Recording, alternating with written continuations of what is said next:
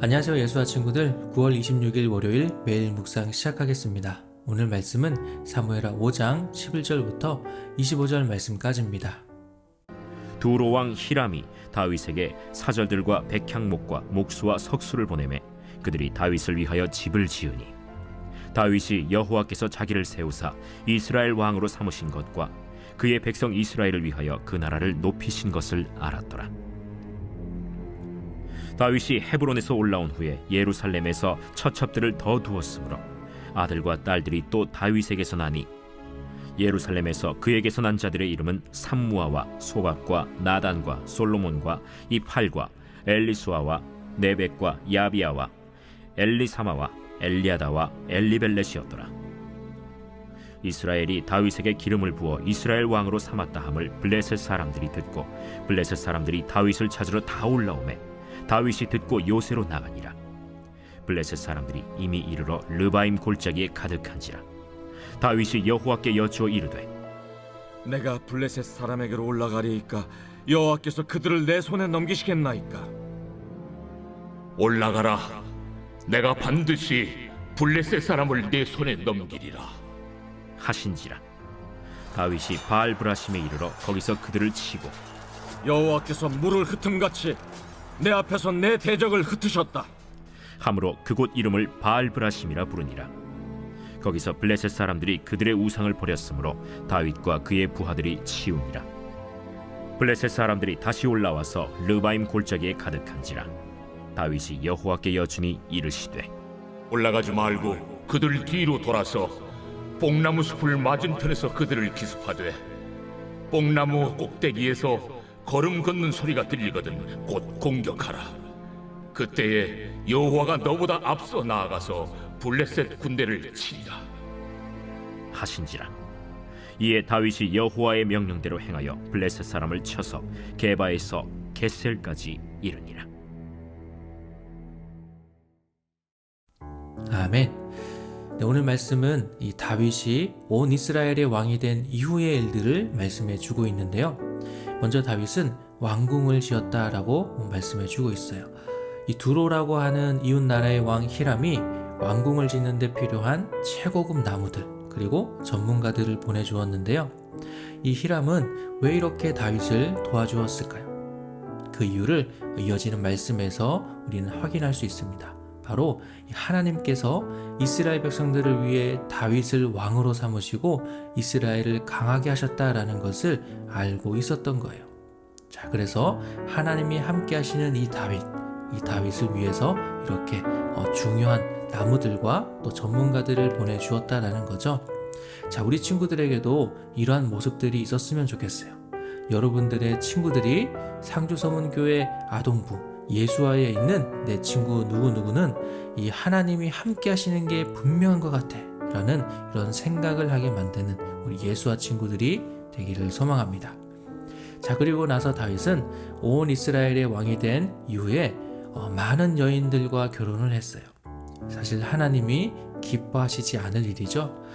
그래서 우리가 나중에 보게 되겠지만 다윗은 이 문제 때문에 많은 어려움들을 당하게 될 거예요. 자, 그리고 오늘 말씀에서 마지막으로 이야기해주고 있는 것이 있는데요. 바로 블레셋과의 전쟁이었어요. 다윗이 왕이 되었다라는 소식을 듣고 나서 이 블레셋 사람들이 쳐들어오게 되는데요. 예전에 다윗이 블레셋에 가서 겪었던 일들 혹시 기억하고 있나요? 다윗은 사울을 피해서 블레셋에 도망가게 되었는데 거기서 왕 앞에서 미친 척하고 다시 돌아오는 경우도 있었고 또 블레셋에서 왕의 부하로 있기도 했었는데요. 아마 이러한 것들을 기억하면서 이 블레셋이 다윗을 얕잡아보고 아마 쳐들어왔던 것 같아요. 자, 그런데 다윗이 어떤 사람이죠? 다윗은 많은 전쟁을 해봤던 사람이에요. 그래서 전쟁이 시작되면 내가 어떻게 해야 될지, 내 군사들을 어떻게 해야 될지, 어떻게 하면 이길 수 있을지를 나름대로 생각할 수 있는 그런 사람이었어요. 자, 그런데 나름 전문가라고 할 수 있는 다윗이 이 전쟁을 앞두고 어떻게 하고 있죠? 19절 말씀해 보니까 다윗은 블레셋을 향해서 싸우러 나갈지 그리고 말아야 할지를 하나님께 여쭤보고 있어요.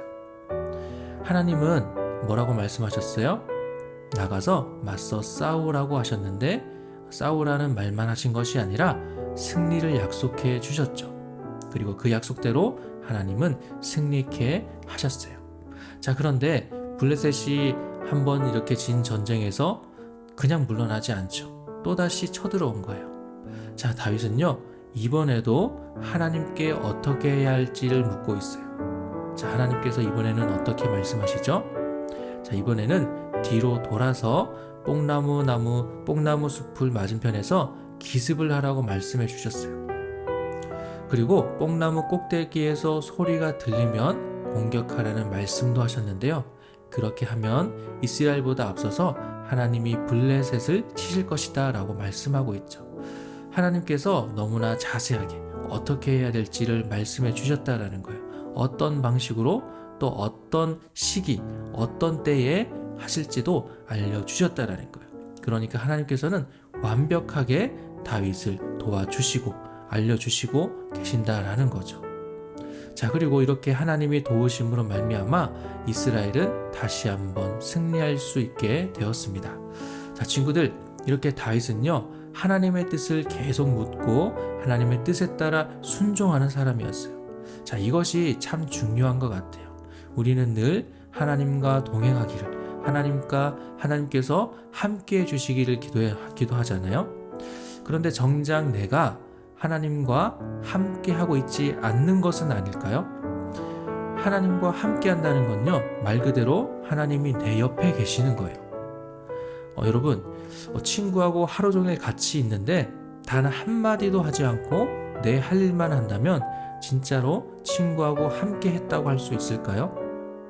하나님은 우리 친구들이 도와주세요, 어떻게 해야 할까요? 라는 이 말을 너무나 기다리고 계시는데 정작 친구들이 아무런 말도 하지 않는다면 하나님이 얼마나 슬퍼하실까요?